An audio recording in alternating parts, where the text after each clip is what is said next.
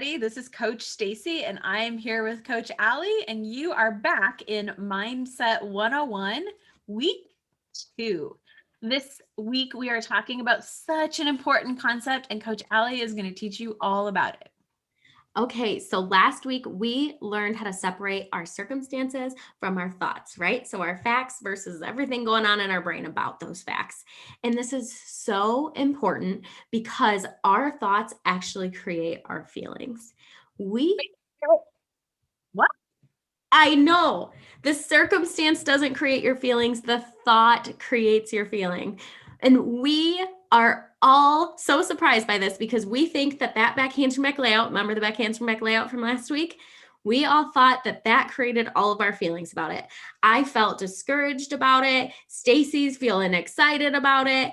And it's because of that back handspring back layout. But if the back handspring back layout could make us feel, then every single one of us would have the exact same feeling. We would all feel discouraged or we would all feel excited, right? And so we know that our thoughts create the feeling because we all have so many different feelings about that series.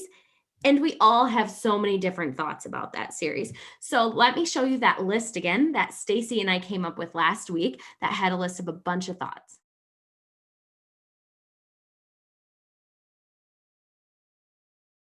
Okay, so now when I think that I am not good at this, I feel disappointed. Stacy, how do you feel when you think I love spotting? It's my favorite. I felt confident. Confident. Awesome. So those thoughts are going to be what creates our feelings. And that is going to be so important because that gives you all the power. Now that back handspring back layout does not have power over you. You get to choose your thoughts about it, which is going to create your feelings. Now, it's a lot harder than it just sounded just now. We are going to teach you how to do that. But first, what is a feeling?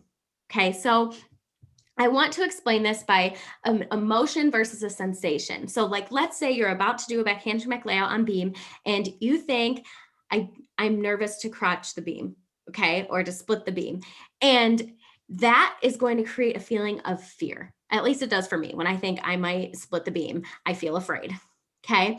And then let's say I do a series and I actually split the beam. That is going to create pain. And pain is a sensation, the actual feeling from the leg, right? The inner thigh of hitting the beam, going into my brain, being like, wow, that hurt.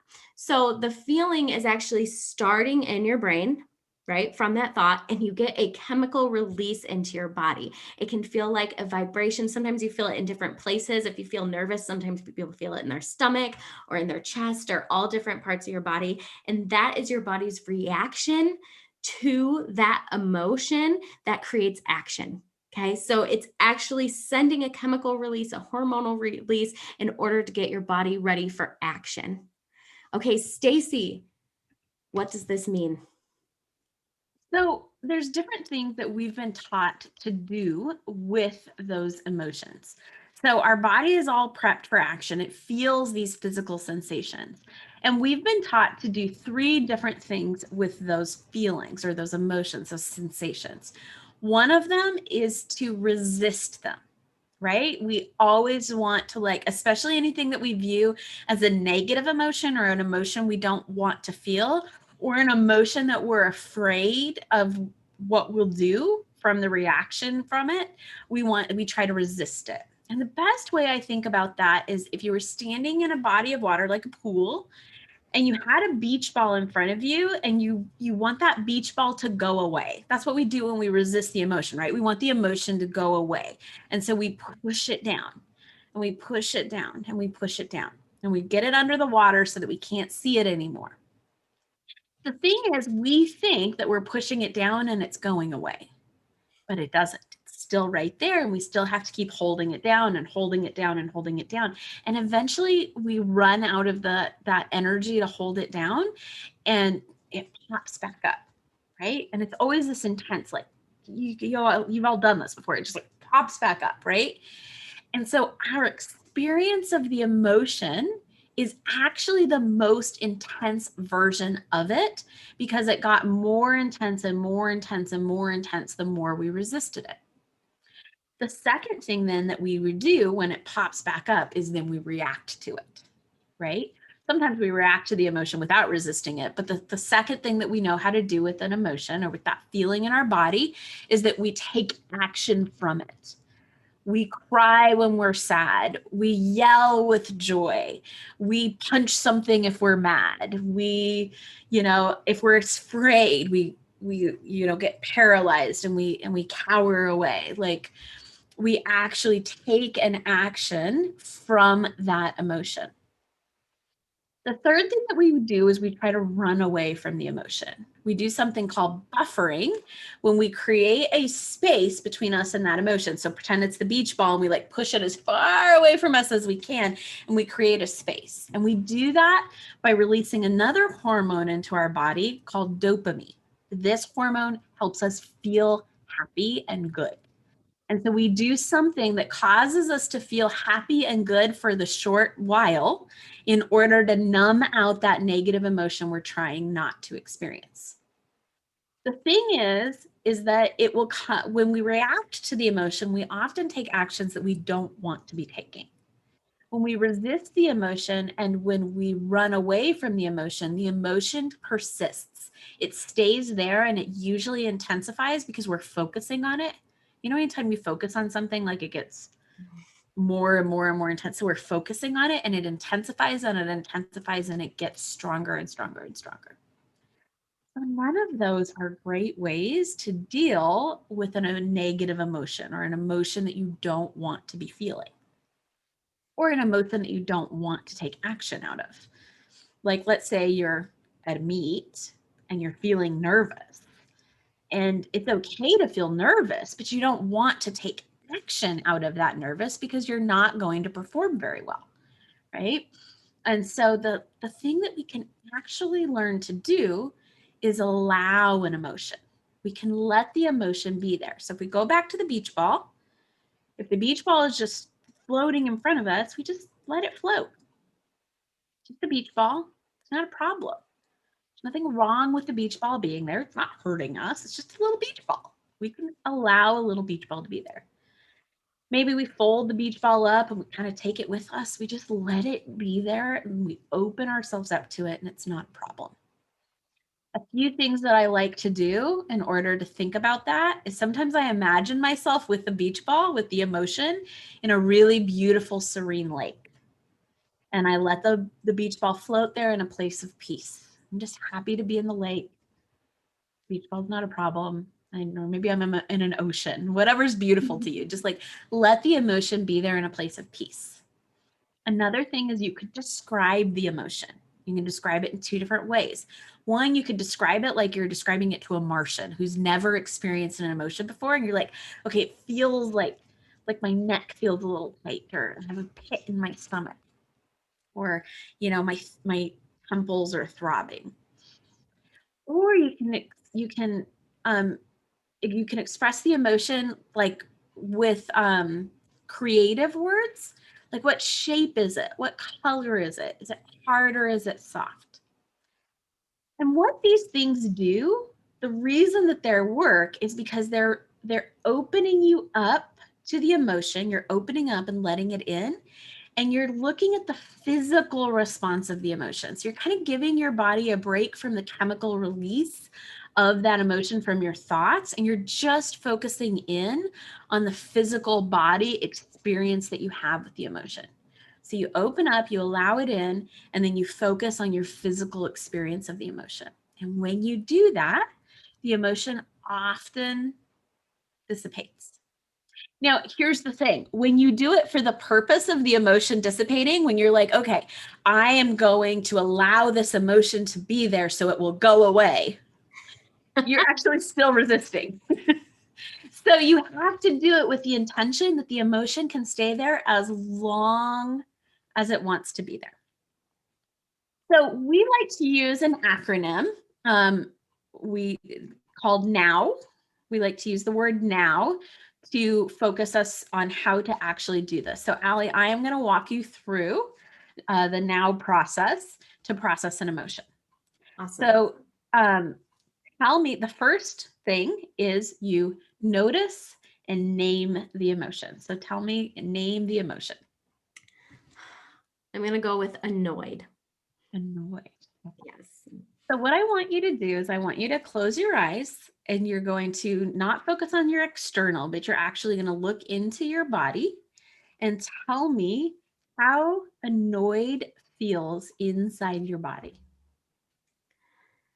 Annoyed feels tense in my shoulders, kind of like hiked up. Mhm. And it's like this slow, steady, consistent tightening that I'm feeling up in my shoulders. Do you feel it anywhere else in your body?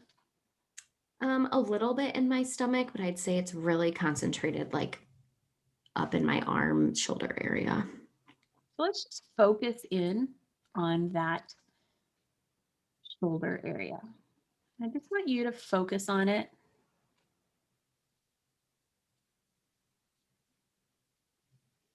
And tell me what it's doing now. So relaxing a little bit, Mhm. and it's just sitting there with me on my shoulders. What color is it? Um, I'd say like a dark red, actually. And is it fast or slow? Slow, Is it hard or soft? hard. Just focus in on the dark red, slow, hard feeling around your shoulders. And now what's it doing? It's sitting there. It's, I'd say lightning. The red color is lightening some. Mhm. Just keep focusing on it.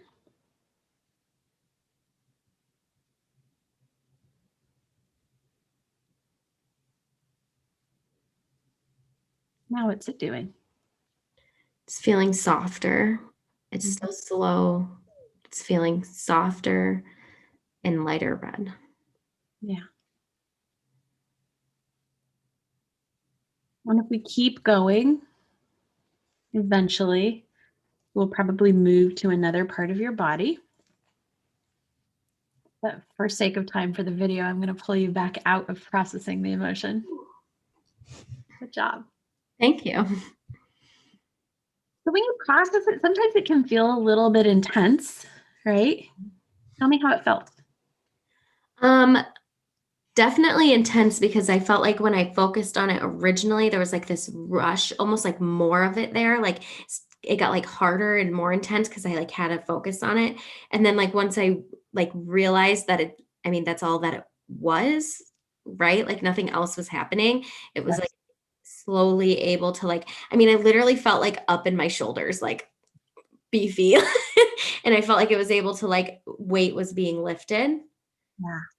And Because the purpose of an emotion, and when you come back to just our survival and how we're created as a human species, is actually to get us to take action to keep us safe, right? Or to take action to, and so our body is like ready to go, whatever that negative emotion is. And it's very intense for just a couple of seconds, right?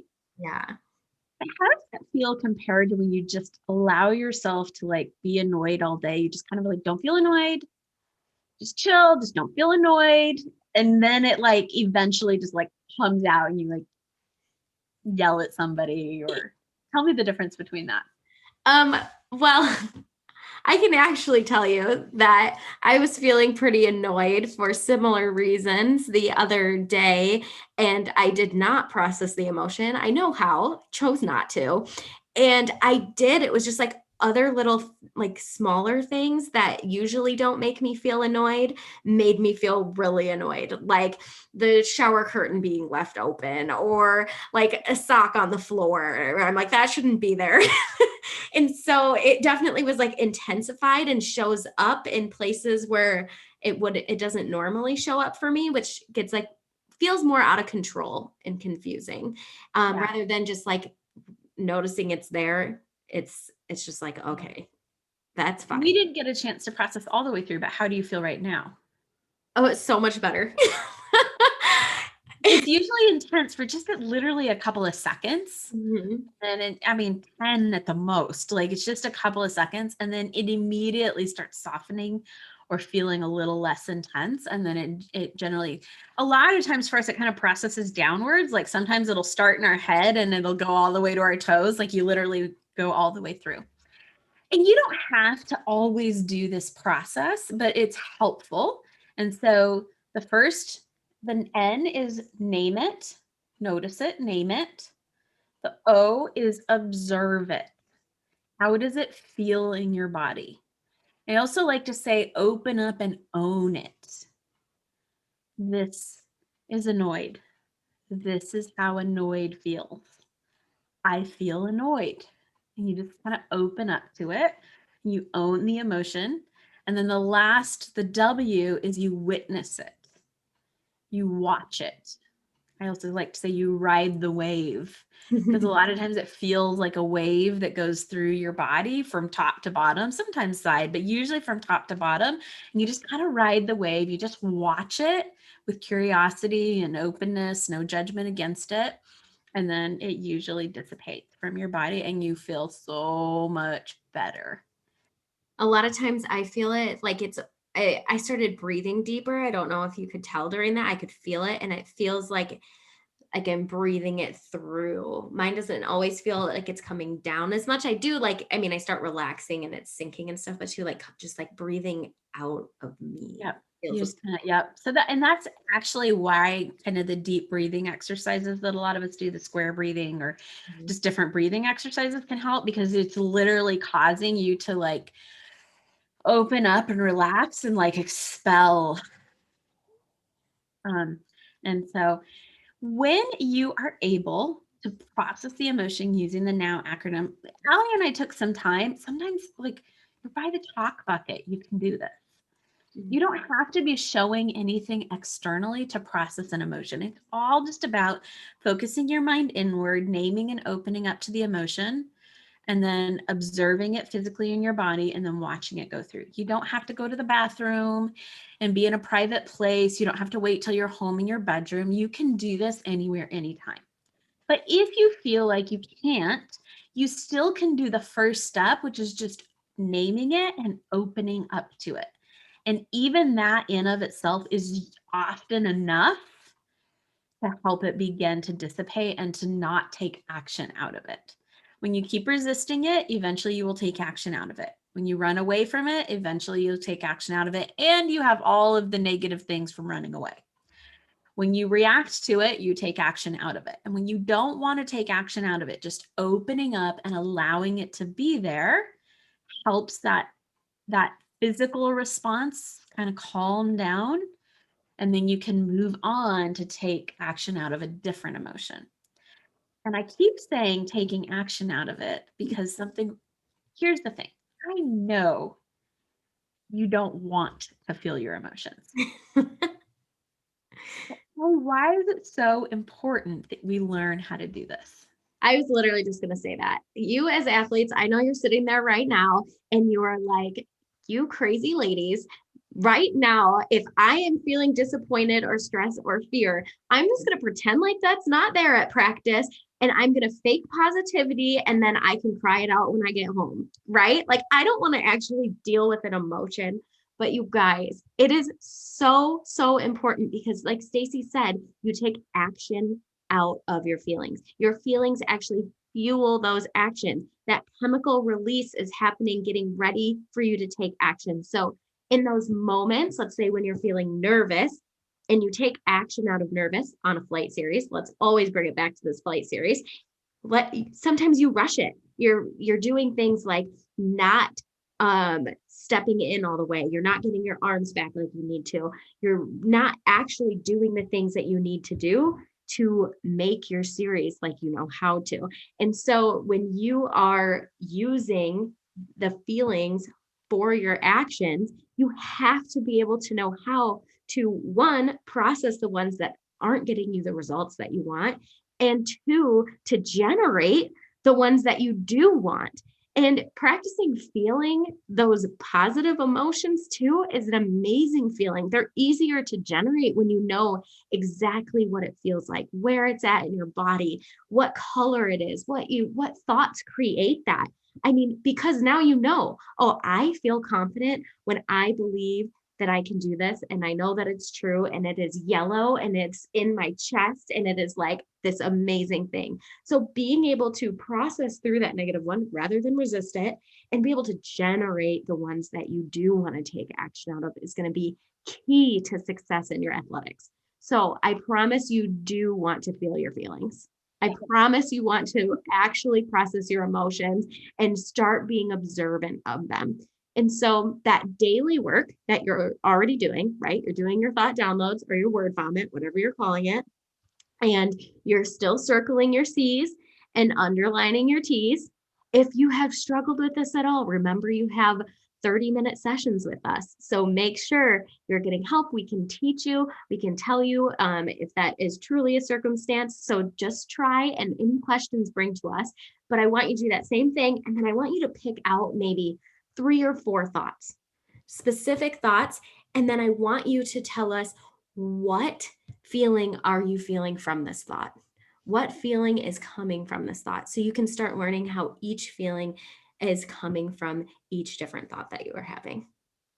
Well, and I'll clarify, you don't have to tell us. You're just going to write it down so that you can learn how to do it. We're not checking your thought downloads, I promise. We're not checking them. My point is, we can help you with it. Yes. If you have questions. So Yeah. don't feel like it has to be perfect, and only share what you want. Yeah. But yeah, so you're going to do the daily homework of learning how, okay, this thought, you don't always have to do the negative ones. You can do the positive ones too. Take your thought downloads. You don't have to just write down negative thoughts. You can write down positive thoughts and then figure out what feeling that thought is causing. We provided a feelings list that can be really helpful. And we provided the NOW acronym, a graphic that helps you through it. So both of those things are tools for you to use. And then let's do the daily work. And we will see you next week, where we talk more about how your feelings fuel your actions and how to create that fuel that you need. See you next week.